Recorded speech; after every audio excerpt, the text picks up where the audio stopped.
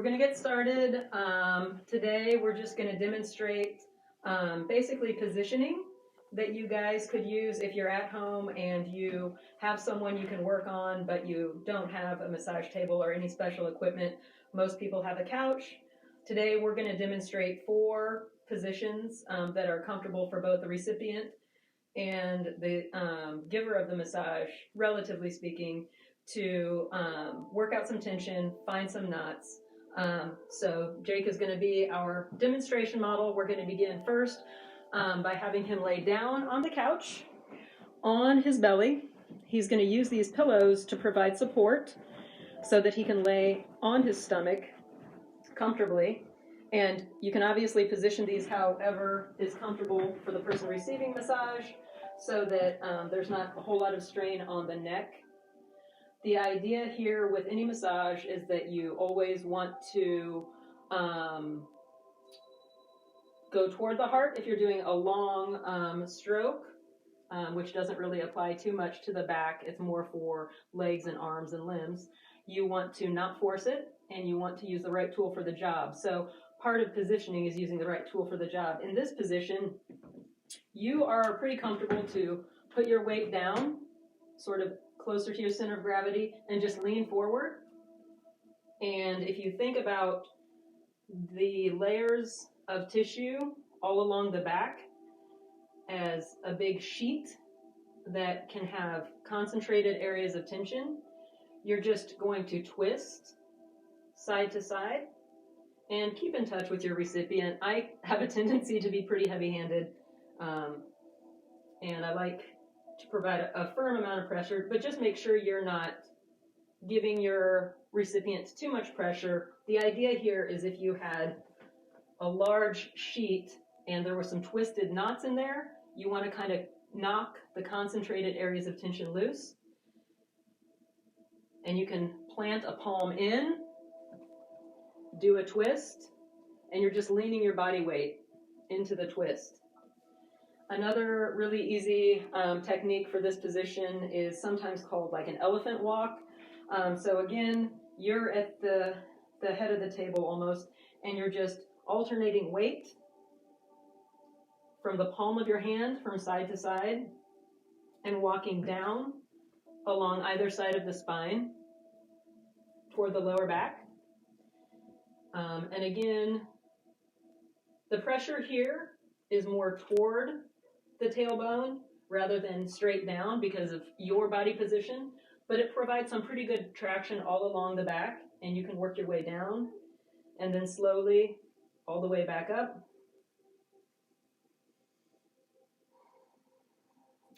And then whatever you have on hand as far as like a lotion or a cream or an oil is good. What I have on hand is just a baby oil. So if you were gonna do a little bit of that, make sure you don't destroy your couch. But again, in this position, we're really in a good spot to just do a long compression stroke, spreading the oil down toward the base of the spine. You're not putting pressure directly on the spinous process, you're on either side. And then the other direction that's good to go is all the way up toward the base of the skull. And you can do traction with your fingertips. So in this case, you are using finger pressure, but you've got all 8 of your fingers. Your thumbs are free. They're taking a break. And you're getting a little bit of traction in through the neck. And you can also, in this position, get a little bit of trap work in.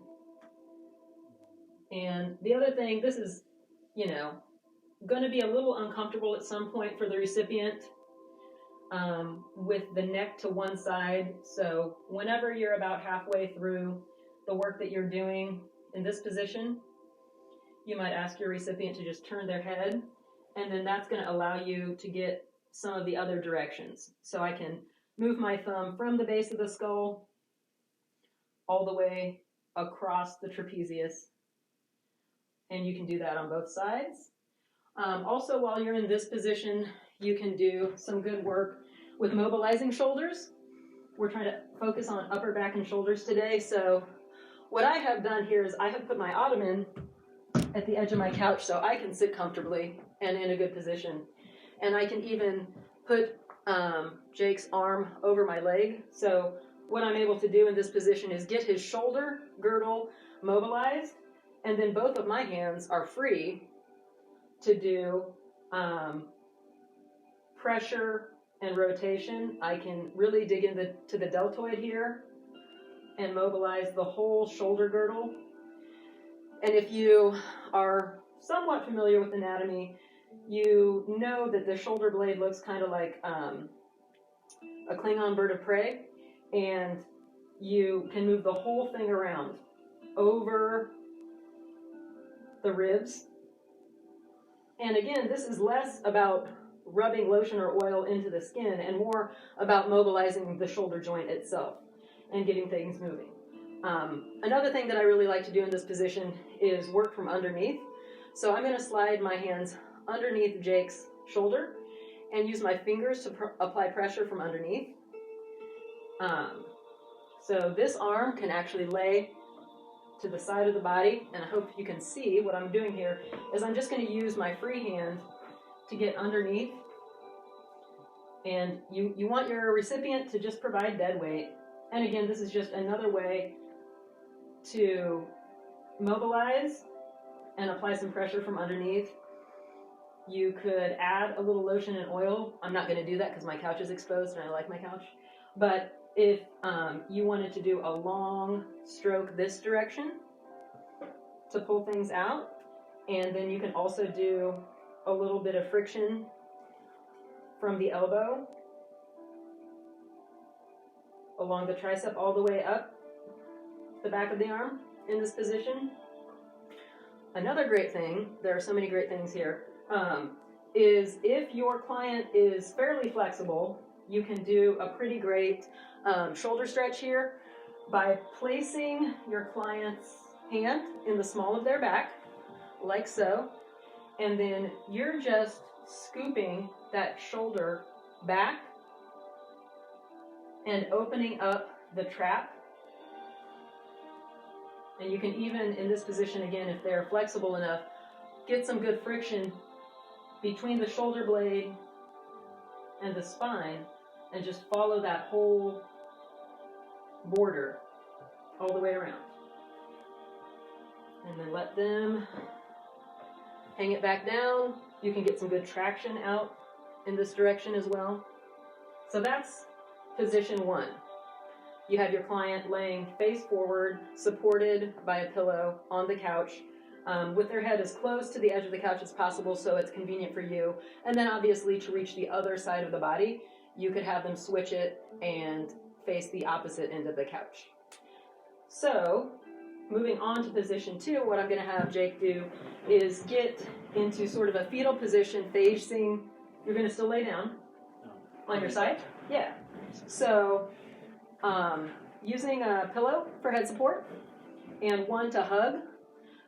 Then what we have is basically a side lying position where we can really access the shoulder and mobilize it very well. And since we're sitting here on our ottoman or stool or whatever you have, you can also provide a lot of pressure in this direction, right? If you scoot that out of the way, you can also kneel at the side of your couch, and then you're in a pretty comfortable position to provide pressure this way with your full body weight and do some diagonal stretches. Similar to what we did when he was laying on his stomach. You can do some good neck traction here as well. You've got access to either side of the spine to do some finger pressure. And then the other great thing about this position is just how much you can even work all down the side of the body. And then it's another position that's great to get in along the shoulder down to the elbow, as well as the neck area. Because ideally you can get your recipient oriented so that the spine is still in a pretty neutral position, and then you can do some really good neck traction and scalp massage while they fall asleep.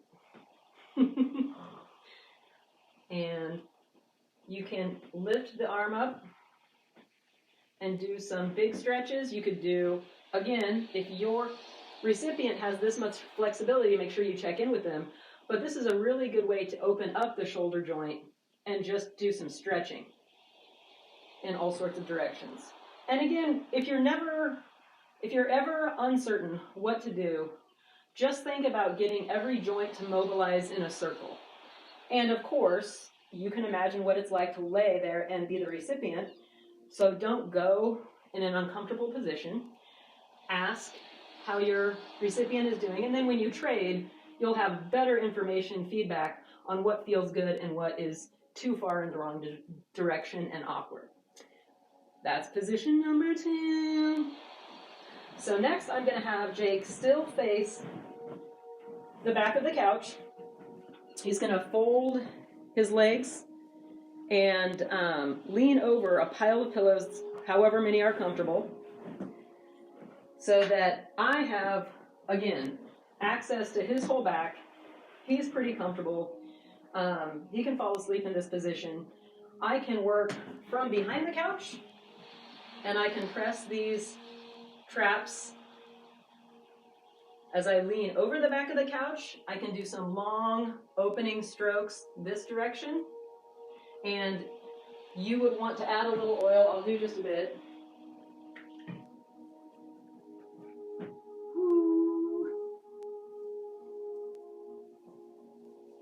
And again, if you're tall, you'll be even more comfortable reaching forward over the back of your couch. But these 4 positions are probably going to be fairly comfortable for nearly any size combination. And that's the idea, that both people are comfortable. And again, if you're going in a diagonal, sort of almost following the direction of the rib cage on both sides, if you find a knot or an area of dense tension, you can use your thumbs to sort of dig around in a circle to get that loosened up. Something I think about a lot as an analogy is like cleaning a porcelain sink with Comet. So when I find a spot, it's like I'm scrubbing that, and it's always better to do a little less than to do too much in one spot and make your person irritated. And of course, they can always say, that is great, stay right there. Another thing that's great in this position, you are in a good spot to provide some pretty solid elbow pressure. So I'm using my elbow to dig in along Jake's spine, just on either side. The lighting is a little bit harsh. And again, that's pretty comfortable for me as a modification when I don't have a table.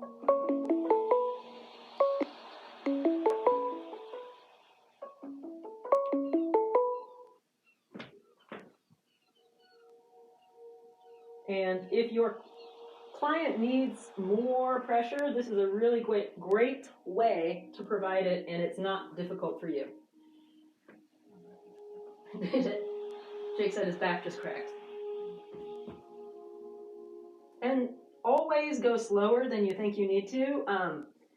Whenever you go deep, you need to go slow. If D equals R times T,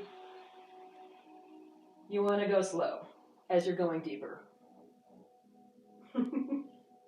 So I'm going to throw a sheet over the couch before I have Jake demonstrate the final position that we're going to do today, because he does have oil on his back. So Jake, I'll have you stand up for just a little bit, and I'll add the ubiquitous sheet that everyone has from Target, performance sheets.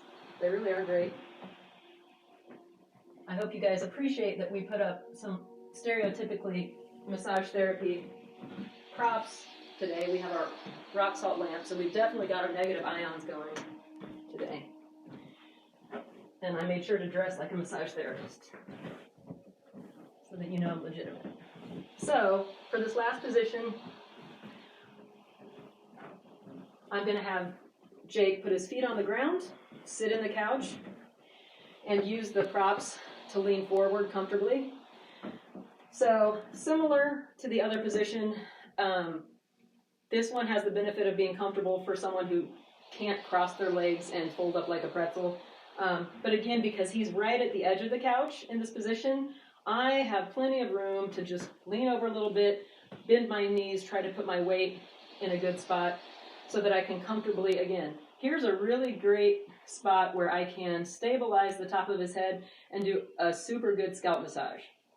Every surface. And if you can't do anything else in the world, if you can do a really great scalp massage, you can help a person relax. So many times clients say, are there muscles there? Yes. And you really want to plant your fingers and you want to feel the skin on the scalp move around. You don't really want to do a scratching motion that's superficial. You want to go a little bit deeper and really see the scalp move around.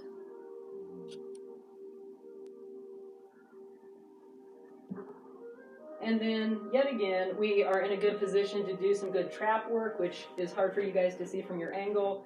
But what's super great about this is, again, I can stand behind the couch and I can really offer some serious pressure on either side of the spine. I can go around the shoulder blades. And for me, I'm just leaning my weight into it. I'm able to stand here and, spend 15 or 20 minutes without being fatigued. Another thing that people forget is that you want, when I say use the right tool for the job, what I mean by that is you're hardly ever using hand pressure. You want to almost always be using the biggest tool that's appropriate. So if you're working on a back muscle and you can get your shoulder into it, that is a much better move than using your fingers to squeeze the shoulder. So again, I can get on top of the trap with my elbow here and move all the way down. Another great position for getting that shoulder joint mobilized, because you can lift it up. You can ask your client to just let it be loose. You could get even underneath the arm into the back. You can set the arm on the side of the couch. And now we had a request last week for people who are sitting at the computer more than ever. So in this position, again, if I bring my prop over, which is my ottoman, I can sit comfortably next to Jake. He's pretty comfortable. And I can do some really good work on his forearms. I'm just planting my fingers down into the top of the arm and moving around in a circle, similar to the scalp massage. And it's about the position. It's about your recipient being comfortable and you being able to have pretty good body mechanics. We're all working with what we have at home. We're all working with what we have on hand. And you'll notice that I didn't focus so much on applying lotion or oil today, because that is something that sort of causes you to focus too shallow, in my opinion. So if you focus more on digging in and getting things mobilized, and you apply the lotion last to sort of finish things up, that's a better way to go about it. I'm working now all the way from the wrist to the elbow, along the outside, the ulnar surface. And then I can comfortably sit here and do the same thing. Again, in this position, it's appropriate to use thumbs. So I've got fingers on one side of Jake's arm and thumbs on the other. So I've got some pressure with fingers, but most of the action is happening in kind of this direction with thumbs on the top of the skin. And there are some areas of the arm that are a little bit tender. If you get into the armpit, that's going to feel ticklish and weird, but surely your person will tell you if you get into a ticklish spot and that doesn't feel relaxing.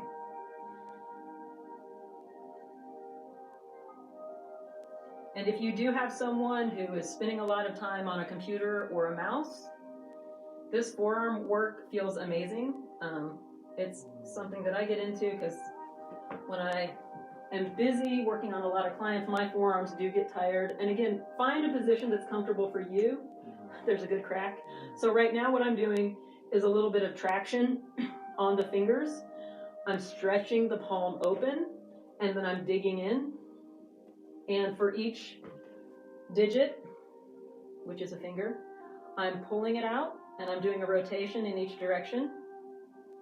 And I'm stabilizing my work by holding Jake's wrist, almost like a bracelet at the wrist.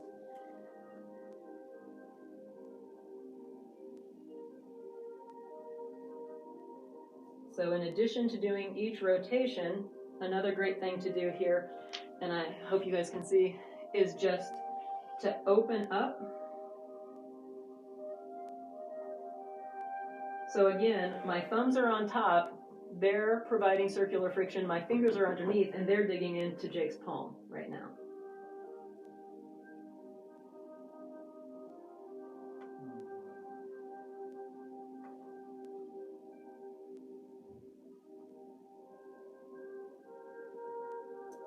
There's a good pop. And the other thing, the hands are so much like the scalp in that people are surprised how good it feels to just have someone work on your hands. Again, in this position, I'll demonstrate something we put out on Instagram and a few other places. It's just a good palm stretch. So I'm going to interlace my fingers. So Jake, spread your fingers out. My thumbs are going to go on either side of Jake's bad finger. And then I'm going to interlace my fingers behind his hand. And now my thumbs are able to really scrub Jake's palm.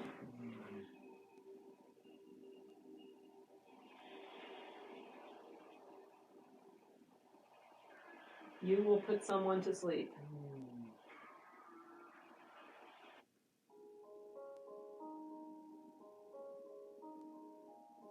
Oh, it feels really good. So today I demonstrated 4 positions. We'll review them really quickly right now. So, position 1, Jake is laying on his belly, and I can access his whole back in this position. He can switch his head from side to side as that neck gets uncomfortable. In a professional massage, you have, a place for your face to go. At home, you're doing the best you can with what you have on hand. So that's position 1, laying forward. Position 2 is a fetal position, and whatever pillows you need to support your head and neck so that your spine is in a neutral position, and that, maybe a pillow between your knees, maybe one to hold on to so that your shoulders don't collapse. And then as the giver of the massage, you have plenty of room to do all sorts of things. You can set your prop up over, and, your chair, if you have one, get comfortable and do work, while sitting down so that you can be comfortable and watch Netflix. Position 3, Jake's going to sit up and cross his legs and face the back of the couch. In this position, he's leaning forward onto the pillows, and you can, as the giver of the massage, really put in a lot of body weight. You can do elbows all along the spine. You can lean forward. You can lean sideways. You can do long, big work. You can do shoulder mobilization in this position. So that's position 3. Position 4 is similar, and it's more comfortable for someone who has trouble crossing their legs. It's feet on the ground, leaning forward on the couch, and you can work from behind the couch.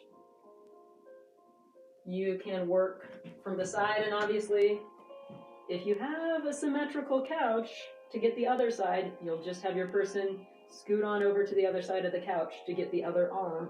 And you can do some really good arm and hand work in this position, as well as really good shoulder work. So that's what we have for you today.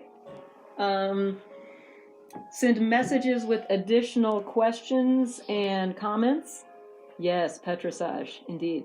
And I hope that was somewhat helpful. And we'll see you guys next Sunday at noon with some new fun material. Take care and stay safe.